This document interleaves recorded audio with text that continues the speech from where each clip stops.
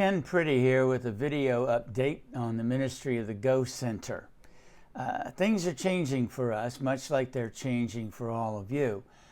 First of all, of course, our presbytery is multiplying out into becoming 3 smaller presbyteries. Now, for years, the Go Center has looked to the PMA as its home base. But that base is going away as of July 1, and so things are going to be very different going forward, not only in terms of relationships with the presbyteries, but also in terms of the financial support for the Go Center.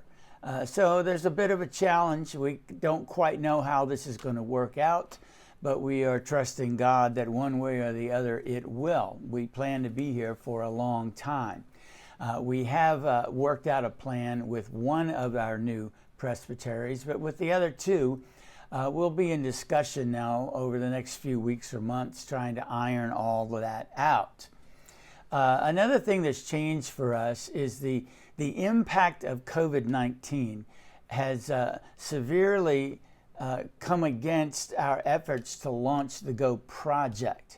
Now, the Go Project is our large, holistic, comprehensive project in church revitalization that takes about 2 years or so by design for a church to work through in its full form.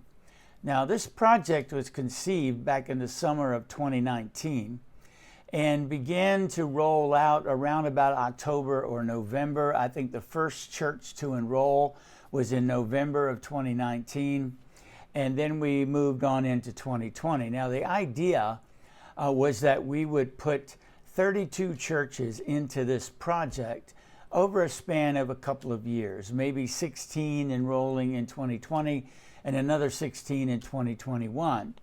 And the financial model of the Go Project was based on the idea, the belief that we would get these 30 churches to be involved. But with COVID, the brakes were severely put on, and it was very slow in recruiting churches, getting them involved. Lots of churches felt like the timing wasn't right, that the other priorities had to be put in place. And so consequently, instead of enrolling 32 churches over the span of that 2 years, we've only enrolled 10 churches. And that's really not enough to make this project sustainable. So here's where we are with the Go Project. We are closing out enrollment at this point. We might open this back up in the future, maybe a Go Project 2.0, something along those lines. But for now, we are capping the Go Project at the 10 churches that are currently engaged. We want to just pour ourselves into those churches, make sure that they are able to complete the project effectively, and do what needs to be done to revitalize. But what we're finding as we speak with other potential churches is that the Go Project is just too big a bite at this time. So we've got a couple of other things that we've put in place that are perhaps a little leaner or a bit more targeted with shorter time frames involved. We think that the season is now for more of a short-term approach to revitalization rather than the long-term approach of the Go Project. So I'll tell you a little bit more about those in just a moment. Despite these challenges, there is an expansion that is taking place within the Go Center. First of all, of course, our denomination has founded a national church health ministry that Bob Stauffer is heading up.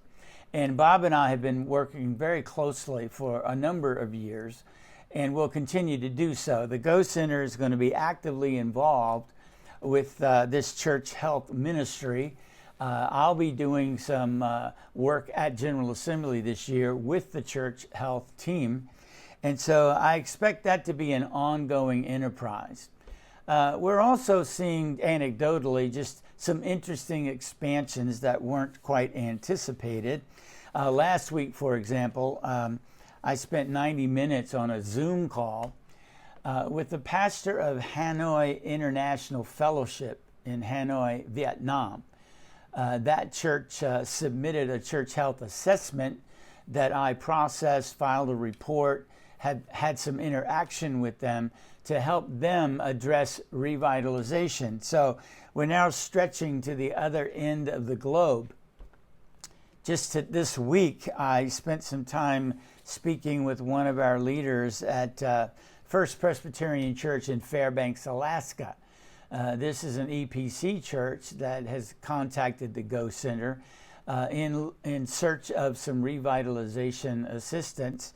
So I'm anticipating at this point that I might be out there as early as July of this year, helping that church formulate its plans for revitalization. So, as usual, ups and downs, hills and valleys, challenges, opportunities, expansions, while in other ways lemitations. But we're still here. We're still faithful to the calling that God has placed on our lives, and we're moving forward. So let me call your attention specifically to the two things that we are most engaged in at this point in terms of a leaner, short-term approach to getting revitalization off the ground. First of all, there's something we call Reboot Now that wraps itself around the 5 phases of revitalization. So let me walk through those very quickly with you. First of all, there's the aligning of perception. The question we're answering here is, where are we? We need to identify exactly where we are on the church life cycle. The idea is to align our perception of ourselves with reality. Church leaders have a tendency to perceive themselves to be a little bit more healthy than they actually are. And so in this phase of aligning perception, we really bring reality to the table. We look into the mirror and we describe, we define, we determine exactly where we are at the starting point of revitalization. Secondly, there's the alignment of vision. The question we're answering here is, where do we want to be? We've learned where we are, but where do we want to be as a Great Commission church, as a church that effectively reaches into the harvest? What we want to do is align our vision for ourselves with God's vision for us, God's vision of our being a Great Commission, Great Commandment church. We want to close that gap between where we are and where we want to be. The question, of course, is, how do we do that? Well, in aligning strategy, the question we're answering is, what will get us there? What are the things that we need to do? We want to align what we do with our stated vision. Lots of times churches have a vision statement, but it's only words on a page. It doesn't really drive ministry. And lots of the activities of the church really have very little to do with its stated vision. Well, we want to correct that. We want to make sure that what we're doing is actually in alignment with that vision. Part of the issue is the alignment of structure. We're answering the question, who will get us there? This is about leadership, aligning how we lead with our vision and strategy. Leadership oftentimes devolves down to just church management or church operations. But what we want to do is make sure that as leaders, we are leading our churches in a direction that is in alignment with our vision of where we want to be and our strategy of what will get us there. And then finally, there's the alignment of people. The question that we're answering here is, what will keep us there? Leadership might have the capacity, short term, to get us moving in a direction of revitalization. But in order to stay there, we have to align our insiders and newcomers with our vision, our strategy, and our structure. The folks that are currently part of our church need to get on board.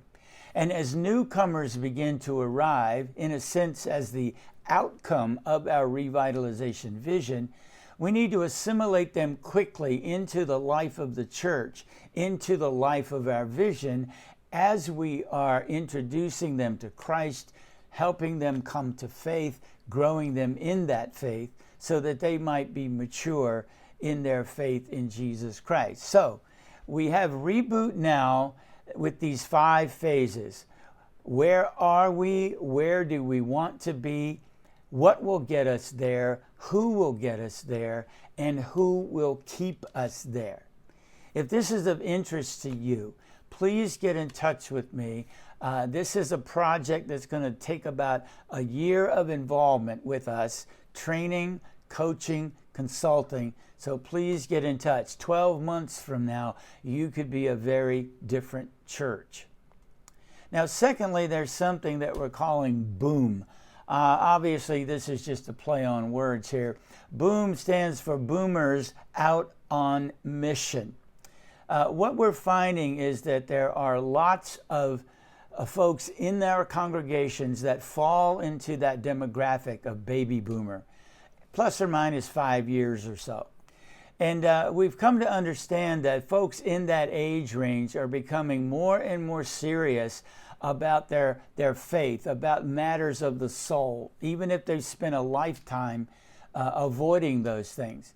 And so we're making it a priority to mobilize the boomers of the church to be able to reach the boomers in the community. One of the primary tools we're using is something I call SPIN. It's a spiritual inventory for boomers.